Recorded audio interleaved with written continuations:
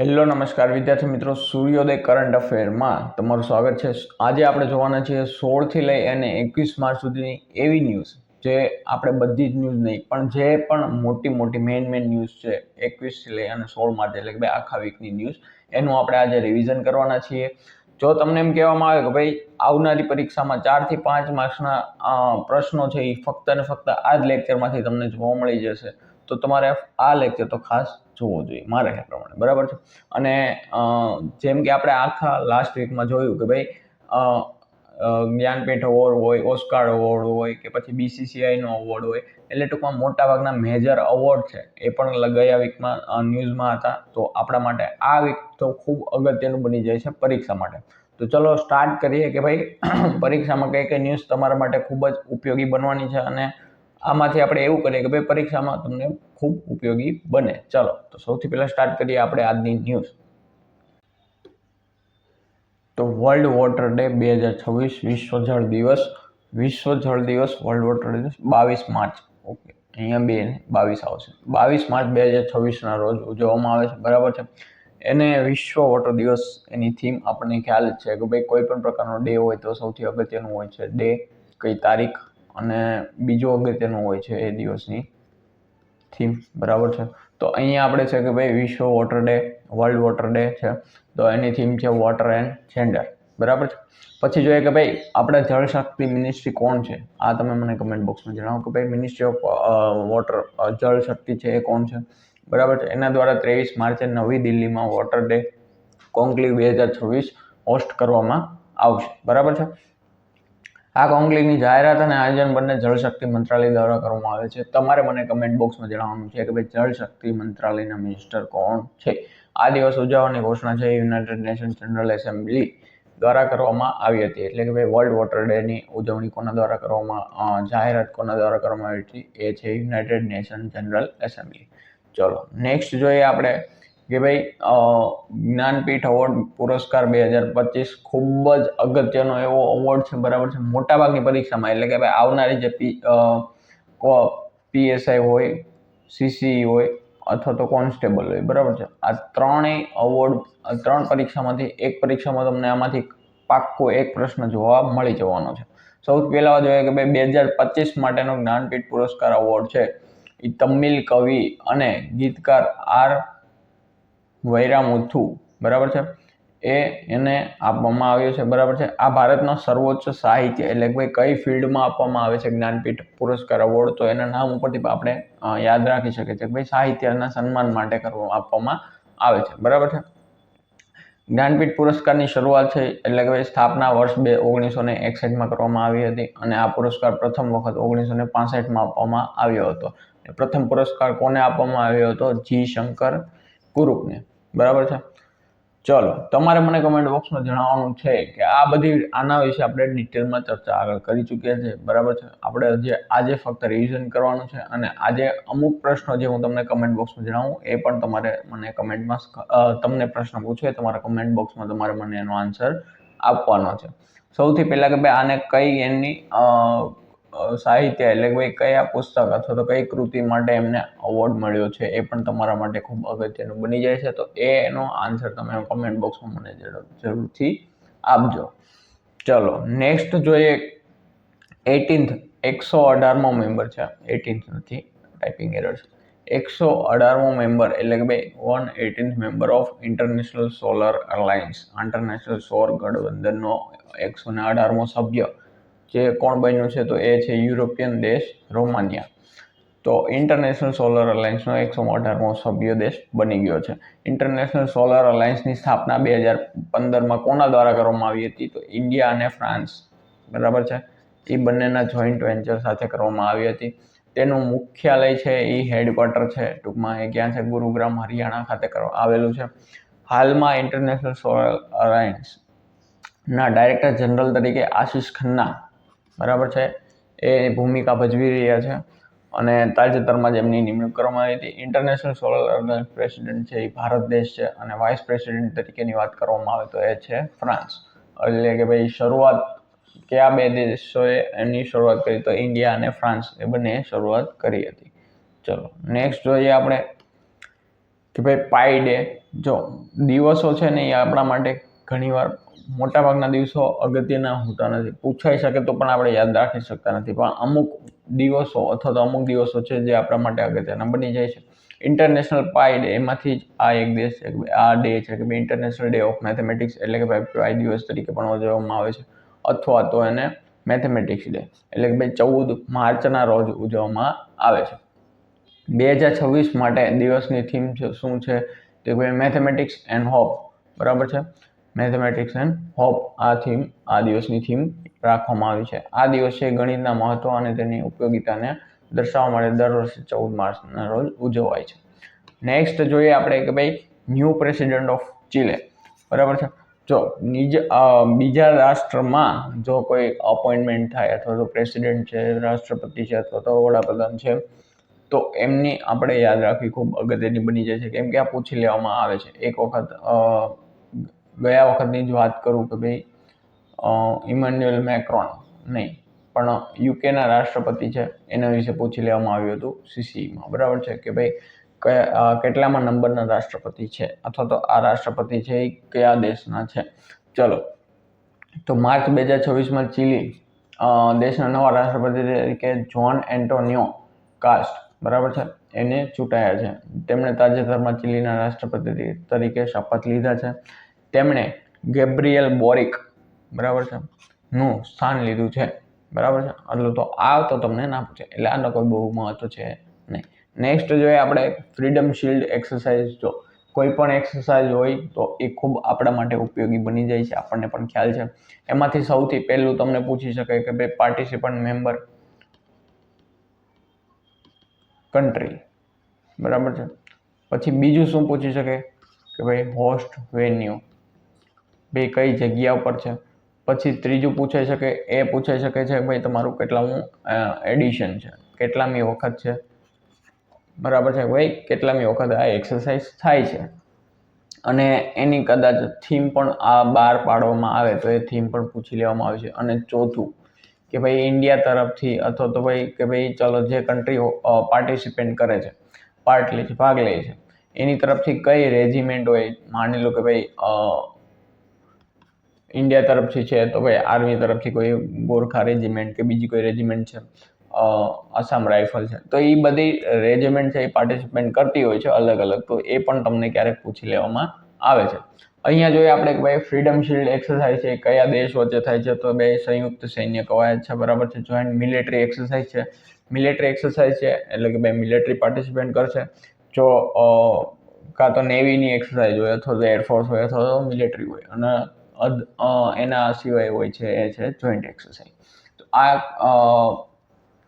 ટૂંકમાં એક્સરસાઇઝ છે એ અમેરિકા અને સાઉથ કોરિયા વચ્ચે યોજવામાં આવે છે. અત્યારે ઇન્ટરનેશનલ એક્સરસાઇઝ પણ ખૂબ ઉપયોગી બની જાય છે. હાલના જે પ્રમાણે યુદ્ધના સમય ચાલે છે, બરાબર છે, એ પ્રમાણે કોઈ પણ એક્સરસાઇઝ તમને ન્યૂઝમાં પૂછાય અથવા તો પરીક્ષામાં પૂછાઈ શકે છે. 19 માર્ચના રોજ યોજાઈ હતી, તારીખ કોઈ એની યાદ રાખવાની જરૂર નથી.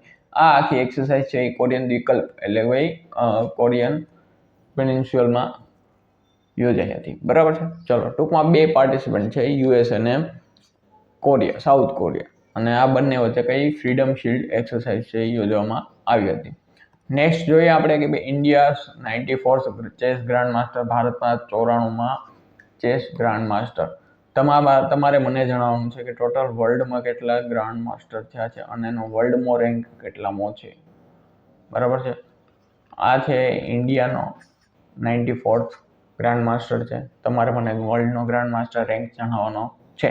માર્ચ 2026માં છે ભારતના 94માં ચેસ ગ્રાન્ડ માસ્ટર મયંક ચક્રવર્તી બન્યા છે, બરાબર છે. તો ખાસ નામ યાદ રાખવાનું છે. જ્યારે પણ કોઈ સ્પોર્ટ્સની વાત આવે ત્યારે આપણને ખ્યાલ છે ભાઈ એ પ્લેયરનું નામ, પ્લેયર કઈ રમત સાથે જોડાયેલો છે. પછી ત્રીજું પૂછવામાં આવે કે ભાઈ કઈ રાજ્ય અથવા તો દેશનો છે,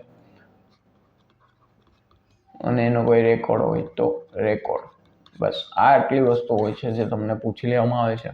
અથવા તો કોઈ ટુર્નામેન્ટ છે એનો કોઈ વિજેતા હોય તો એ પણ પૂછી લેવામાં આવે છે. તો એવો છે આસામ, એટલે કે ભાઈ આપણને ખ્યાલ આવવો જોઈએ કે ભાઈ આસામ સ્ટેટ છે, મયંક ચક્રવર્તી એ આસામથી આવે છે, એ આપણને યાદ હોવું જોઈએ. પછી છે હવે આ નામ ખૂબ જ મહત્વપૂર્ણ છે, કારણ કે તેઓ નોર્થ ઇસ્ટ માંથી ગ્રાન્ડ માસ્ટર બનનાર પ્રથમ વ્યક્તિ છે. જ્યાં પણ પ્રથમ નામ આવે તે આપણા માટે ખૂબ ઉપયોગી બની જ જાય છે, અને આ છે નોર્થ ઇસ્ટના પ્રથમ ગ્રાન્ડ માસ્ટર, બરાબર છે. તો આપણા માટે તો ખૂબ ઉપયોગી છે. ચલો, તો હવે જોઈએ આપણે નેક્સ્ટ ન્યૂઝ.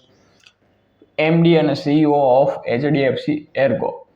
ઓકે, ઇન્સ્યોરન્સ છે, એચડીએફસી છે, બેંક નથી, જોઈ લેજો. HDFC Ergo general insurance company છે. એચડીએફસી બેંકની વાત નથી થતી. એચડીએફસીના બેંકના જે ચેરમેન છે એમને હજી ગઈકાલે જ રિઝાઇન મૂક્યું છે, બરાબર છે. અને નવા કોઈ ઇન્ટ્રીમ ચેરમેન પણ ટૂંકમાં નિયુક્ત થઈ ગયા છે. તો આપણે એ જોવાનું છે કે ભાઈ હવે તમારે મને જણાવવાનું છે કમેન્ટમાં કે ભાઈ કોણ હતું ચેરમેન અને કોણ નવું નિયુક્ત થયું છે. એચડીએફસી એર્ગો જનરલ ઇન્સ્યોરન્સ કંપનીના નવા એમડી અને સીઈઓ તરીકે કોની પાર્થ નીલ ઘોષ એમની નિમણૂક કરવામાં આવી છે. તેઓ 16 એપ્રિલ 2026 થી પોતાનો પદભાર સંભાળશે. આ નિમણૂક છે એ ઇન્સ્યોરન્સ એન્ડ બેન્કિંગ ક્ષેત્રની પરીક્ષાઓ માટે ખૂબ ઉપયોગી છે, બરાબર છે. આપણી કોઈ અત્યારે ઇન્સ્યોરન્સ માટે કોઈ ખાસ ઉપયોગી છે નહીં. ન્યૂ પ્લાન્ટ સ્પીસીસ ઇન માનસ નેશનલ પાર્ક. માનસ નેશનલ પાર્ક છે એમાં કોઈ નવા પ્લાન્ટની સ્પીસીસ શોધાઈ છે. તો જોઈએ આપણે કે ભાઈ આસામમાં આવેલા સૌથી પહેલા તો કે ભાઈ માનસ નેશનલ પાર્ક. જો અહીંયાથી તમને પૂછી શકે કે ભાઈ માનસ નેશનલ પાર્ક છે એ ક્યાં આવેલો છે. હવે આપણે શું માની લઈએ કે ભાઈ આપણને પૂછાયું છે સ્ટેટિક જીકે, પણ ખરેખર એવું જીકે પૂછે છે જે તમારે ન્યૂઝમાં આવેલું હોય, બરાબર છે. અહીંયાથી આપણે યાદ રાખવું પડશે હવે કે ભાઈ માનસ નેશનલ પાર્ક કયા જગ્યા પર આવેલું છે, આસામમાં આવેલું છે, બરાબર છે.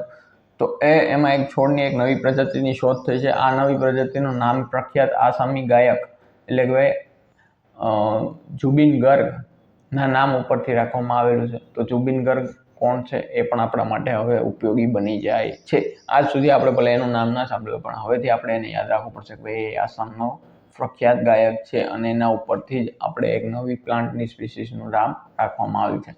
આ છોડનું વૈજ્ઞાનિક નામ છે ઓસ્બેકિયા જુબિન ગર્ગાનિયા, બરાબર છે. વૈજ્ઞાનિક નામ તો બહુ ટફ હોય જ છે. ચલો, સ્ટેટિક જીકેની વાત કરીએ મુજબ યાદ રાખવું, અને નેશનલ પાર્ક આસામ રાજ્યમાં આવેલો છે. આ એક આપણા માટે અગત્યનું બની જાય છે. ચલો, નેક્સ્ટ જોઈએ આપણે કે બીસીસીઆઈ એન્યુઅલ અવોર્ડ. જો મેં તમને કીધું એમ કે ભાઈ આ વીકમાં અવોર્ડ અને ખૂબ ઇમ્પોર્ટન્ટ ન્યૂઝ છે એ તમને પૂછાઈ ગઈ છે, તો આપણે એનું ખાસ રિવિઝન કરવાનું છે. બીસીસીઆઈ એન્યુઅલ અવોર્ડ છે એ દર વર્ષે આપે છે. 2026ની વાત કરીએ કે બીસીસીઆઈ દ્વારા તાજેતર વાર્ષિક પુરસ્કાર જાહેર કરવામાં આવી છે, અને બીસીસીઆઈ ક્રિકેટર ઓફ ધ યરનો અવોર્ડ શુભમન ગિલને આપવામાં આવ્યો છે. આપણને ખ્યાલ છે શુભમન ગિલ, એની વાત કરી લઈએ કે ભાઈ અત્યારે હાલમાં ટેસ્ટ અને ઓડીઆઈના કેપ્ટન તરીકે શુભમન ગિલ છે, બરાબર છે. પછી કે ભાઈ બેસ્ટ ઇન્ટરનેશનલ ડેબ્યુ અવોર્ડ છે, તો એ છે હર્ષિત રાણાને આપવામાં આવ્યો છે.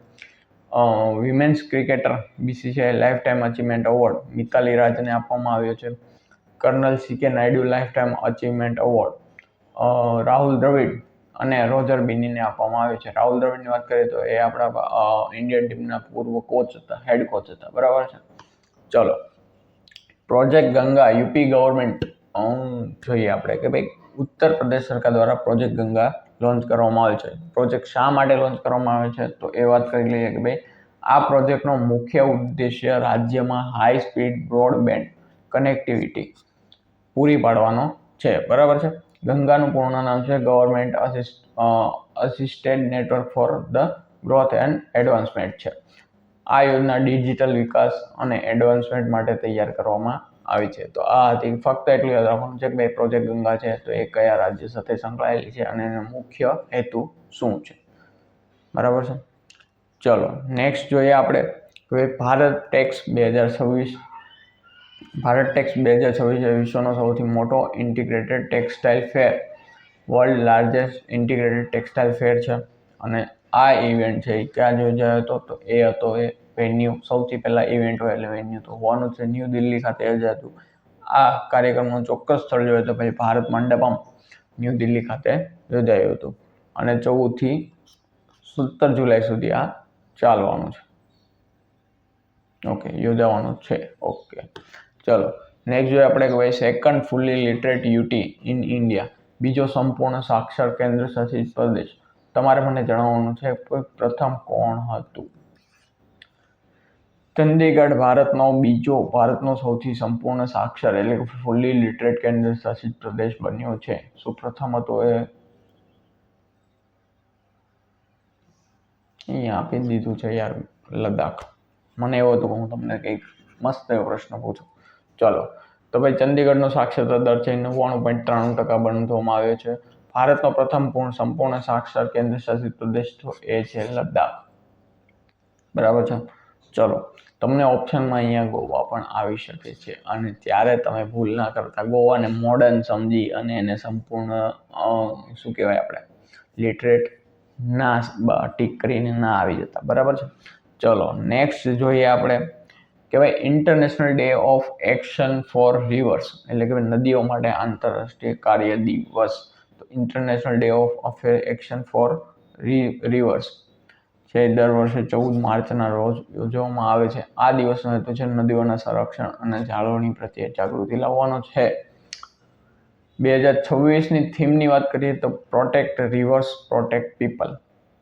ખૂબ જ મસ્ત કે ભાઈ નદીઓનું રક્ષણ કરો, લોકોનું રક્ષણ કરો. મસ્ત એવી થીમ છે અને આ થીમ હવે તો તમને યાદ પણ રહેવી જોઈએ કે ભાઈ નદીઓ માટે છે કે ભાઈ નદીનું રક્ષણ કરશો તો એ તમારું રક્ષણ કરશે. આવી જ કંઈક થીમ છે અને આવું જ કંઈક પ્રકૃતિનો નિયમ પણ છે. ચલો નેક્સ્ટ ન્યૂઝની વાત કરીએ આપણે કે ભાઈ 98મો એકેડમી એવોર્ડ એટલે કે ભાઈ ઓસ્કાર એવોર્ડ 2026 98th એડિશન. બરાબર છે. તો હું અહીંયા બહુ શોર્ટમાં લાવ્યો છું. આપણે આના વિશે હજી એક ડિટેલમાં એક કહેવાય ને કે ભાઈ બધી જ ન્યૂઝ કવર કરી લઈશું. Best award, feature film award, short film, best actor, best actress supporting, best male actress, best female actress. બરાબર છે. તો આ બધી જ ન્યૂઝ છે એના માટે હું એક સ્પેશિયલ અવોર્ડ માટે કે ભાઈ ઓસ્કાર એવોર્ડ માટે જ એક સેશન લાવવાનો છું. અત્યારે આપણે જોઈ લઈએ કે ભાઈ 98મા Academy Award 98th Academy Award જેને ઓસ્કાર એવોર્ડ 2026 તરીકે ઓળખવામાં આવે છે તેની જાહેરાત તાજેતરમાં કરવામાં આવી છે. આ એવોર્ડમાં શ્રેષ્ઠ અભિનેત્રી બેસ્ટ એક્ટ્રેસનો એવોર્ડ છે એ જેસી બકલેને આપવામાં આવ્યો છે અને તેમને આ એવોર્ડ તેમની ફિલ્મ હેલ્મેટ માટે તેમની શ્રેષ્ઠ ભૂમિકા માટે આપવામાં આવ્યો છે. બરાબર છે. તો અત્યારે ફક્ત આપણે એક્ટ્રેસનું નામ તમે ખ્યાલ હોય આપણે ઓલરેડી ભણી ચૂક્યા છે બેસ્ટ એક્ટરનો એવોર્ડ કોને આપવામાં આવ્યો છે અને સૌથી અગત્યનું જેનું હોસ્ટિંગ કરતા હતા એવોર્ડનું હોસ્ટિંગ એ કોણ કર્યું હતું? શું એ પ્રિયંકા ચોપડા? તાજેતરમાં ખૂબ ન્યૂઝમાં છે. બરાબર છે. તો એ તમને ખ્યાલ હોવું જોઈએ. ચલો નેક્સ્ટ છે સાહિત્ય એકેડમી એવોર્ડ. સાહિત્ય ખૂબ જ જ્ઞાનપીઠ એવોર્ડ છે એના જેવો જ એક એવોર્ડ છે એ છે સાહિત્ય એકેડમી એવોર્ડ. સૌથી પહેલાં વાત કરીએ કે ભાઈ મમતા કાલિયાને તેમનો હિન્દી સાહિત્ય માટે વર્ષ 2025નો સાહિત્ય એકેડમી એવોર્ડ આપવામાં આવ્યો છે. તેમને આ એવોર્ડ તેમની હિન્દી કૃતિ જીતેજી અલ્હાબાદ માટે મળ્યો છે. બરાબર છે. કોને મળ્યો છે? મમતા કાલિયા. એવોર્ડ સેરેમની 31 માર્ચના રોજ ન્યૂ દિલ્હીમાં યોજાઈ હતી. આ એવોર્ડ દરેક વિજેતાને 1 લાખનું રોકડ ઇનામ આપવામાં આવે છે. આ ઉપરાંત એક શાલ અને તાંબાની પ્લેટ પણ અર્પણ કરવામાં આવે છે. ચલો તો આઈ થિંક એટલું તમને ખબર પડી ગઈ છે. સાહિત્ય એકેડમી એવોર્ડ છે. એવી રીતે જ્ઞાનપીઠ એવોર્ડ સાહિત્ય માટે હાઈએસ્ટ ઓનર છે ઇન્ડિયાનો. એવી જ રીતે સાહિત્ય એકેડમી એવોર્ડ પણ આપવામાં આવે છે. બરાબર છે. ચલો નેક્સ્ટ વાત કરીએ કે ભાઈ ગુજરાત ફર્સ્ટ સાઉન્ડિંગ રોકેટ. ગુજરાતનો પ્રથમ સાઉન્ડિંગ રોકેટ તો આપણા માટે તો આ ખૂબ અગત્યનું બની જાય છે કે ભાઈ ગુજરાતનું સૌપ્રથમ સાઉન્ડિંગ રોકેટ છે તાજેતરમાં ધોલેરા પાસેથી લોન્ચ કરવામાં આવ્યું છે. આ રોકેટને ઓમ સ્પેસ નામની સ્ટાર્ટઅપ કંપની દ્વારા ડેવલપ કરવામાં આવી છે. તો આ કંપનીનું નામ પણ આપણા માટે ઉપયોગી બની જાય છે. આ સ્ટાર્ટઅપ કંપની ઓમ સ્પેસ અમદાવાદમાં આવેલી છે. ચલો નેક્સ્ટ જોઈએ આપણે ન્યૂઝ. જો આ ન્યૂઝનું અત્યારે હું તમને રિવિઝન કરાવું છું અને ડિટેલ ન્યૂઝ છે એ મેં તમને ઓલરેડી અગાઉ આપણે ડેઇલી ન્યૂઝમાં ભણીએ જ છીએ. બરાબર છે. World para athletic grand prix. બરાબર છે. World para athletic grand prix 2026 છે. તો સૌથી પહેલાં એનું આયોજન ક્યાં કરવામાં આવ્યું હતું? એ હતું દિલ્હીમાં કરવામાં આવ્યું હતું. આ સ્પર્ધા ભારતે કુલ 208 મેડલ જીત્યા છે અને ભારતે ખૂબ ટોપનું સ્થાન મેળવ્યું છે. બરાબર છે. ભારતનું આ એક ખૂબ જ મોટું અને ઐતિહાસિક પ્રદર્શન છે. ભારત આ મેડલ ટેલીમાં ટોપમાં રહ્યું છે. બરાબર છે. તમારે મને જણાવવાનું છે સેકન્ડ અને થર્ડ નંબર પર કોણ આવેલું છે. ચલો નેક્સ્ટ જોઈએ આપણે BCCI નમન એવોર્ડ. નમન એવોર્ડ BCCI નું સર્વોચ્ચ સન્માન highest honour colonel CK Naidu lifetime achievement award છે, જે રાહુલ દ્રવિડ અને રોજર બિન્નીને આપવામાં આવ્યું છે, જે આપણે હમણાં જ ભણી ગયા છે. પછી શુભમન ગિલને પોલી ઉમરીગર એવોર્ડ પણ આપવામાં આવે છે. આ મિતાલી રાજ, ઓકે, ટૂંકમાં આ રિપીટ થયો છે. BCCI life time achievement award તો એ છે મિતાલી રાજને મળ્યો છે. ફિમેલ ક્રિકેટર છે, પૂર્વ ભારતીય કપ્તાન છે વિમેન્સ ટીમના. પછી જોઈએ કે સ્મૃતિ મંદાનાને વિમેન્સ કેટેગરીમાં બેસ્ટ ઇન્ટરનેશનલ ક્રિકેટરનો એવોર્ડ આપવામાં આવ્યો છે અને બેસ્ટ ડેબ્યુ એવોર્ડ છે એ હર્ષિત રાણાને આપવામાં આવ્યો છે. ટૂંકમાં એકવાર વધારે આપણું રિવિઝન થઈ ગયું. ચલો નેક્સ્ટ જોઈએ આપણે કે ભાઈ વર્લ્ડ્સ યંગેસ્ટ બિલિયનર, વિશ્વના સૌથી યુવા અજબોપતિમાં સૂર્ય મિધા 22 વર્ષની ઉંમરે વિશ્વના સૌથી યુવા અજબોપતિ બની ગયા છે. બરાબર છે. તેઓ મર્કર નામના AI આર્ટિફિશિયલ ઇન્ટેલિજન્સ સ્ટાર્ટઅપના કો-ફાઉન્ડર છે. તેમણે ફેસબુકના સ્થાપક માર્ક ઝકરબર્ગનો રેકોર્ડ તોડ્યો છે. માર્ક ઝકરબર્ગ છે એ 23 વર્ષની ઉંમરે વિશ્વના સૌથી યુવા અજબોપતિ બન્યા હતા, પણ જ્યારે ભારતીય સૂર્ય મિધા માત્ર 22 વર્ષે આ સિદ્ધિ હાંસલ કરી ચૂક્યા છે. ચલો નેક્સ્ટ જોઈએ નેશનલ વેક્સિનેશન ડે. રાષ્ટ્રીય રસીકરણ દિવસ દર વર્ષે 16 માર્ચના રોજ ઉજવવામાં આવે છે. આ દિવસે રસીકરણના મહત્વ અને તેનાથી બચાવી શકતા રોગો પ્રત્યે જાગૃતિ લાવવા માટે મનાવવામાં આવે છે. આરોગ્ય અને સ્વાસ્થ્ય વિભાગની પરીક્ષા માટે આ ખૂબ ઉપયોગી છે. એટલે કે ભાઈ MPA multipurpose health workers MPHW વાળા વિદ્યાર્થીઓ માટે પણ આ ન્યૂઝ ખૂબ ઉપયોગી છે. ચલો તો આ હતો આજનો આપણો લેક્ચર. અહીંયા આપણો લેક્ચર પૂરો થાય છે કે ભાઈ આ વીકની જે મોસ્ટ ઇમ્પોર્ટન્ટ ન્યૂઝ છે એ આપણે શોર્ટ ટાઈમમાં ફાસ્ટ ક્વિક રિવિઝન કરી ચૂક્યા છીએ. જે પણ વિદ્યાર્થીઓ નવા હોય એમને કહી દઉં કે આપણે ડેઇલી આપણે ડિટેલમાં ન્યૂઝ ભણીએ છીએ. બરાબર છે. સૂર્યોદય કરંટ અફેર નામના લેક્ચરમાં આપણે ડેઇલી સવારમાં ચાલુ કર્યું છે કરંટ અફેર ભણવાનું, અને એમાં વાત કરીએ કે ભાઈ તમને જે પ્રમાણે હું તમને કહું છું કે જો મને સમય મળતો રહેશે એમ હું ટેલિગ્રામ ચેનલમાં આ પ્રકારની તમને ભાઈ ડેઇલી તમારું ક્વિક રિવિઝન થઈ જાય. વિચારો કે ભાઈ આ એક આખા દિવસની ન્યૂઝ છે, એક દિવસની ન્યૂઝ છે, તમારે એક જ ચાર્ટમાં તમને મળી જાય તો તમારે રિવિઝન કરવું કેટલું ફાસ્ટ બની જાય છે. બરાબર છે. તો આ માટે ખાસ ટેલિગ્રામ ચેનલ જોઈન કરી લેજો. ત્યાં હું તમને ડેઇલી કહેવાય ને કે ભાઈ ડેઇલી ન્યૂઝ પણ પ્રોવાઈડ કરું છું, જેથી તમને ડેઇલી ન્યૂઝની PDF, જેથી તમારું રિવિઝન છે બરાબર છે એ ઝડપી બની જાય કે ભાઈ તમને એક વખત લેક્ચર જોઈ લો પછી તમારે બીજી વાર લેક્ચર જોવાની જરૂર નથી. એકદમ ફ્રીમાં PDF છે. એટલા માટે ટેલિગ્રામ ચેનલ જોઈન કરી લેજો. લિંક તમને ડિસ્ક્રિપ્શનમાં મળી જશે. બરાબર છે. બાકી મળીએ આપણે નેક્સ્ટ લેક્ચરમાં આવતીકાલે. ખૂબ જ મસ્ત એવો લેક્ચર. ચલો તો મળીએ. All the best. તૈયારી ખૂબ સારી રીતે કરજો.